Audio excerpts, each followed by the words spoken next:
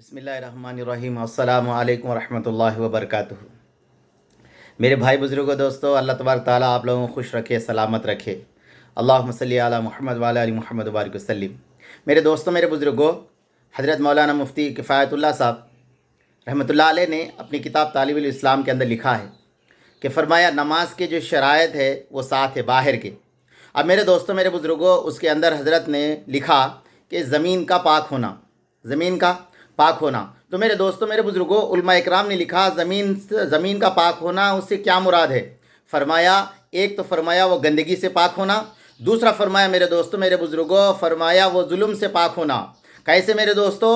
اگر کسی کی زمین جبراً کھینچ لی گئی، اگر کوئی آدمی اس کے اوپر عبادت کرا تو فرمایا وہ زمین ناپاک ہے، ناپاک، اس لیے کہ ظلم زیادتی سے، کسی کے ظلم سے لے کر وہ زمین کے اوپر فرمایا اگر کسی نے مسجد بنا دی تو میرے دوستوں، میرے بزرگوں، فرمایا وہ پاک نہیں ہے۔ اس لیے ہمارے شریعت مطہرہ کے اندر فرمایا ناجائز زمین کے اوپر قبضہ کر فرمایا کوئی مسجد نہیں بنایا جا سکتا اور وہاں پر کوئی سجدہ نہیں کیا جا سکتا۔ میرے دوستوں، میرے بزرگوں، فرمایا اسی لیے مسجد زمین کا پاک ہونا ہمارے لیے نماز کے شرائط کے اندر ایک شرط ہے کہ فرمایا زمین کا پاک ہونا۔ تو میرے دوستو، آج پوری ہندوستان کے اندر یہ باتیں اٹھائی جا رہی کہ فرمایا مسجد کی زمین، فرمایا غیروں نے مسلمانوں نے زمین کو قبضہ کر لے کر فرمایا وہاں پر مسجد بنائی۔ میرے دوستو، ہمارے پاس فرمایا زمین کو ظلم سے، اگر کسی کو ظلم سے لے کر وہاں پر عبادت گاہ بنانے کی کسی کو جائز نہیں ہے،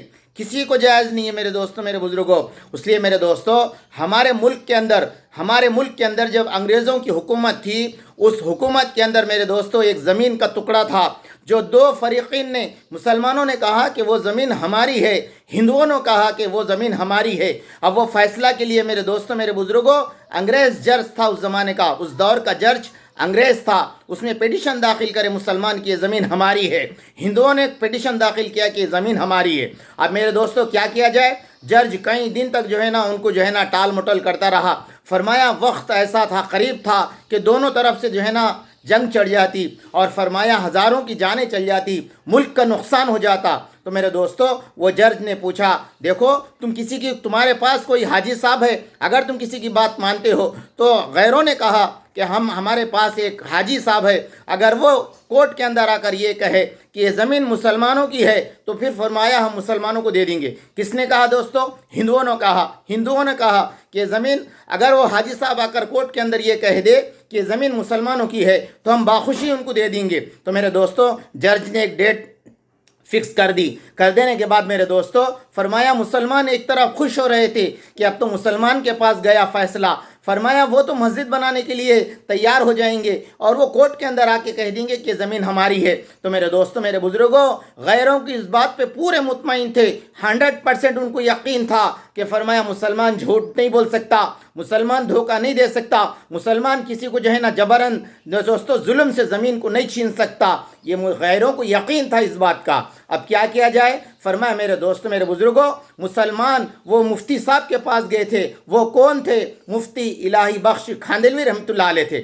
ان کے پاس گئے، جا کر کہنے لگے حضرت اب ہماری عزت پوری تمہارے پاس ہے۔ اب فرمایا اگر تم کورٹ کے اندر آ کر یہ کہہ دو گے کہ فرمایا یہ مسلمانوں کی زمین ہے، فرمایا ہم وہاں پر ایک شاندار مسجد بنیں گے۔ تو میرے دوستو، مفتی الہی بخش کھاندلوی رحمۃ اللہ علیہ نے ان کی بات سنی، خاموش ہو گئے۔ اس کے بعد میں میرے دوستو، غیروں کو تو اس بات کا یقین تھا کہ فرمایا مسلمان جھوٹ نہیں بول سکتے، مسلمان کوئی زمین قبضہ کر کے مسجد نہیں بن سکتے، مسلمان کسی کی جبراً زمین نہیں چھین سکتے، یہ غیروں کو اس بات کا یقین تھا۔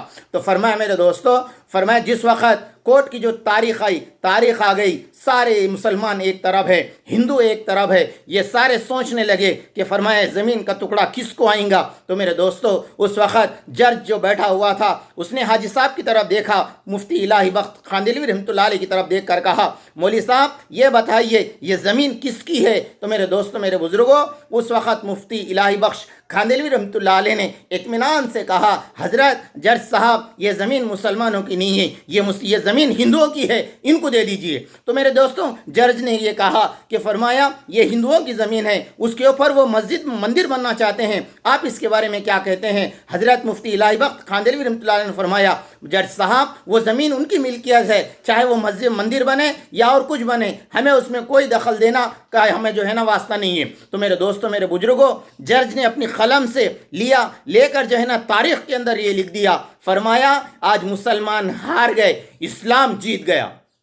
मुसलमान हार गए, इस्लाम जीत गया। तो मेरे दोस्तों, मेरे बुजुर्गों, जब मुसलमान और हिंदुआ खुशी मना रहे थे, ज़मीन हमारे हिस्से में आ गई, मुसलमान हारी हुई फ़ौज की तरह नीचे मुंडी करके जाने लगे, उस वक़्त मेरे दोस्तों गैरों ने बैठ कर ये मशवरा किया क्या किया जाए। फरमाया उसके सदर ने ये कहा, मुसलमानों को आवाज़ देकर कहा, एक हाजी साहब की गवाही के ऊपर इस ज़मीन हमारी थी मगर जबरन तुम लेना चाहते थे, एक हाजी साहब की गवाही के ऊपर ये ज़मीन का टुकड़ा हकीकतन हमारा था, मगर एक हाजी साहब की सच्ची गवाही के ऊपर जाओ ये ज़मीन हम तुम्हें देते हैं, जाओ तुम मस्जिद बना लो। तो मेरे दोस्तों, मेरे बुजुर्गों, हमारे बड़ों ने इतनी रियायत की है गैरों की। हमारे इस मुल्क के अंदर लोग ये कहते हैं मुग़ल बादशाहों ने हिंदुओं पे जुल्म करके मंदिरों को तोड़कर मस्जिद बनाई है।